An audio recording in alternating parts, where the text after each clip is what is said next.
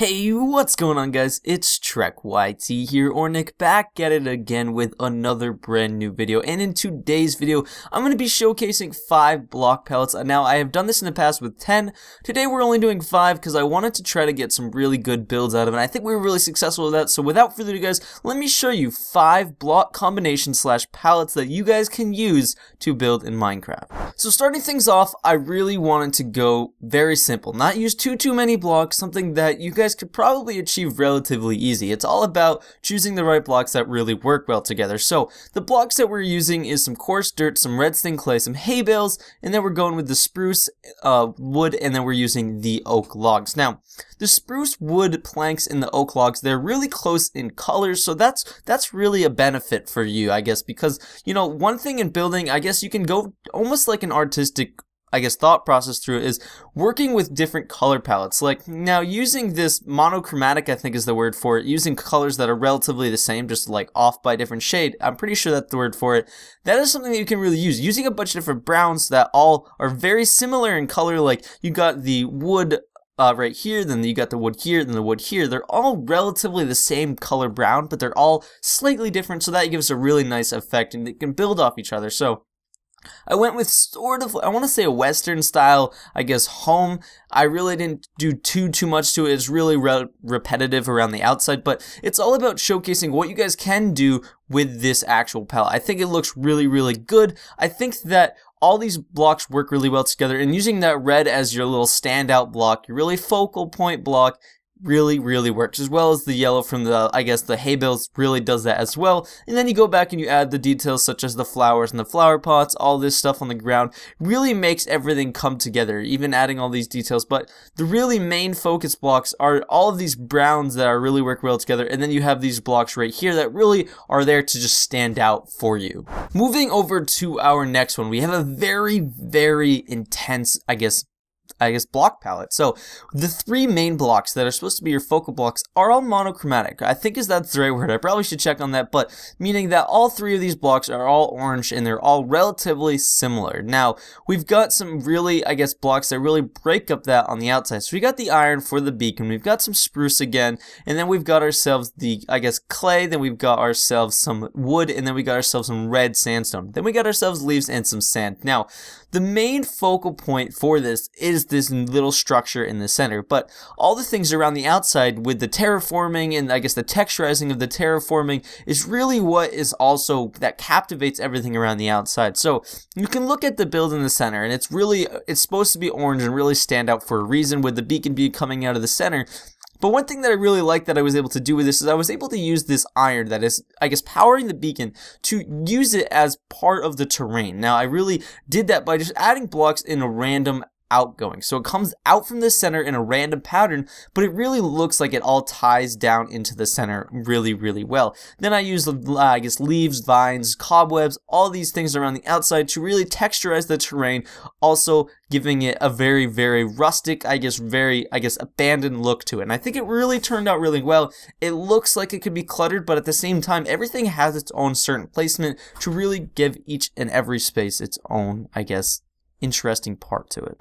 Now, our next block palette is for a terraforming palette, but it's very dark. And, you know, one thing that you guys can do that you've probably noticed I've been doing for the last couple of palettes is that I'm changing the biome for each thing to really suit this best, because different blocks react differently in biomes, such as the grass block. It changes colors throughout every single biome, so that is something that can really set a tone for a build. It's just creating the right, I guess, biome. So probably building in your forest biome is probably not going to fit everything for every single build. So I'm using the roof forest biome for this to really set that really intense green and really dark green to really create all the setting that I need to use all these other darker blocks as well. So this is what we got for our palette. We've got ourselves some leaves on the outside, we've got ourselves our dark oak, we've got ourselves our dark oak again, then we got some coal block. Now that's a very, I guess, block that's very difficult to intertwine into builds, but I found myself being able to use it in here because the entire palette itself is very dark. And then we've got ourselves some clay. So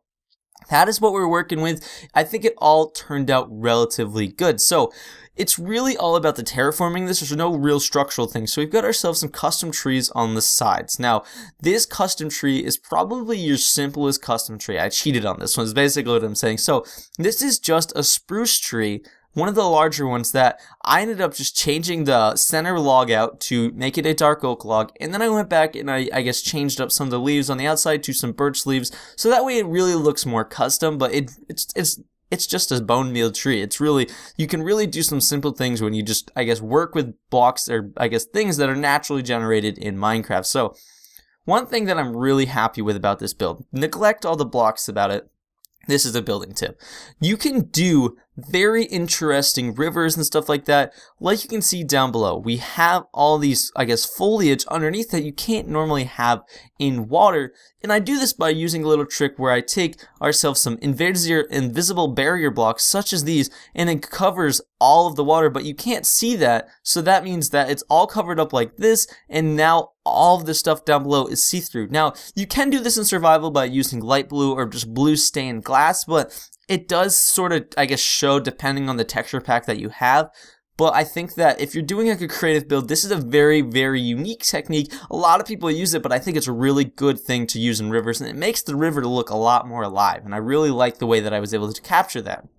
Now, looking at our actual block palette, you can see that the blocks are, I guess, intertwined in small places. Now, if I were to cover this entire area with ourselves with the, I guess, clay, the wood, and the coal, it would look a lot more overcrowded and it would set the scene a little bit differently. So what I really tried to do is have my base layer of the grass, and then I try to intertwine the blocks where I see fit. So really around the edge of these trees, I try to add in some of the blocks as best as possible, and then off in the corner, I tried to add a little bit of a randomness. Now, this block palette could have changed a lot differently. Like I said, if you add more of a certain block, it could really change a build. So you really gotta make sure you work with the balancing of your blocks. Now, the amount of block that you put in. So like, for example, if I were to cover this entire thing with coal, like I put a lot more things of coal everywhere, it would really overcrowd the build and it would look a lot different. It wouldn't look as mellowed out, I guess. So you have to really focus on how many blocks you're putting in when you're terraforming to make sure that it looks perfect and not overdone.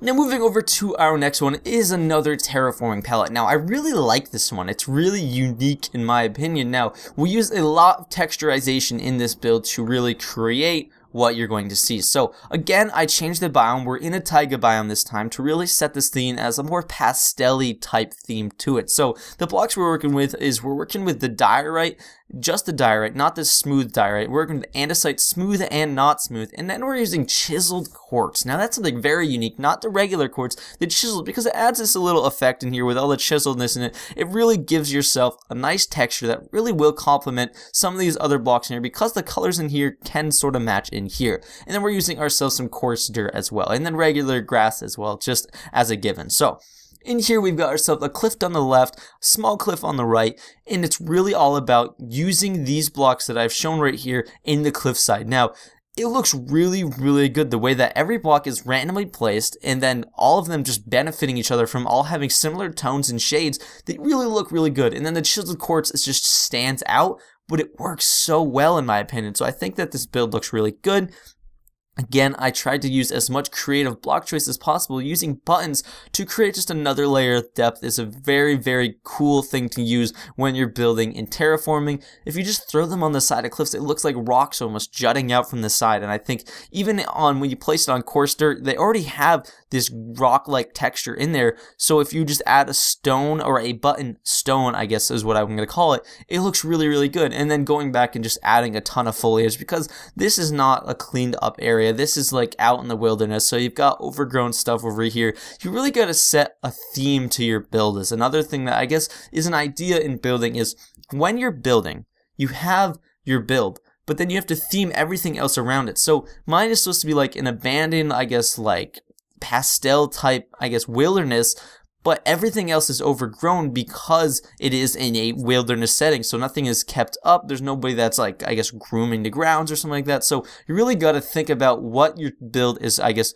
meant for. So I think when you go around the outside of this, you can see I even put all of this stuff in the outside, and I think it looks really good just looking at it, like a cutaway from the land. It looks really, really good. So I think that this build could be, if you added some structure in there, would look 10 times better, but I wanted to showcase the terraforming. Now our final palette for today is very unique. Some blocks that I didn't think would really work together, and I was trying to go for, I don't even know, I was thinking Roman, but at the same time this looks nothing Roman, but I think it looks really good. All these blocks work really well together. Now, not very often do people use the granite texture. Now, I don't use it very often because it's very difficult texture to intertwine. I guess all the granite, diorite, and andesite are relatively difficult to, I guess, intertwine. Andesite, not really. I can really use that whenever because it's sort of just stone, but this texture is a very unique texture that's very hard to find in forest settings. So I matched it up with our jungle planks. Now, that's another texture that I don't really ever use because it has like an orangey pink tint to it that I find very hard matching up with other blocks. So I was able to pair it up with that to create yourself what you're seeing right here. So again, we have andesite on both sides, we have our jungle planks, we have our granite smooth and unsmooth, and then we have ourselves the acacia log, and then ourselves a jungle leaf. Now, all these blocks work really well together. I think that they all have their own uniqueness that don't really go too well with other builds, that they all go really kind of well together. So we have ourselves a little, I guess, pond down here. I didn't do that technique like I did over there, but you can do that if you would like to. Up here, I use the acacia and the jungle wood as both my structural building blocks. So those are our blocks that are going to be on our build, not really too much into the terrain. Yes, they are slightly in there, almost as like this is like building up to the side, like it's a rocky cliff that you have to, I guess, put supports in different areas to create that effect. I think that the random effect, a great looking roof, is really what builds us all together, but intertwining these granites and all these andesites and all these leaves strategically in here to, I guess, show that it's like bleeding out into the grass is really unique. And I really like this build. I think this one looks really cool. I think all of the builds have their own unique good lookingness to them.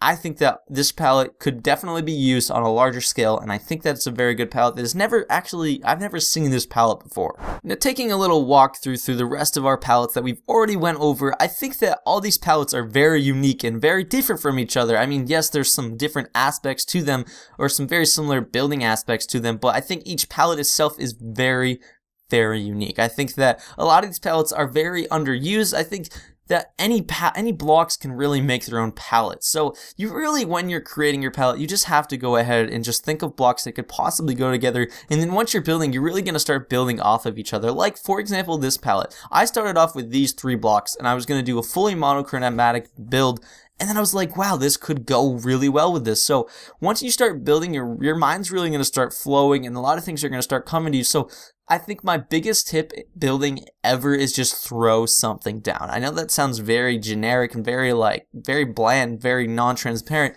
Just throw blocks down, start doing stuff, and then work from what you have. You're never going to get somewhere if you don't start somewhere. So that's very, I guess, weird, but I think this is where the video is going to come to a wrap. If you guys did enjoy today's video, definitely show your support down below as always. And if you guys have any other block palettes that I could do for like another sequel, because this is almost a sequel video to one I've done before, let me know down in the comment section below, because I love looking at your comments and love building off your ideas. Because if you guys have good ideas as I have good ideas, I think that I could build off those and really use those in a video and help others, as well as you can help others by just commenting and people can read those comments.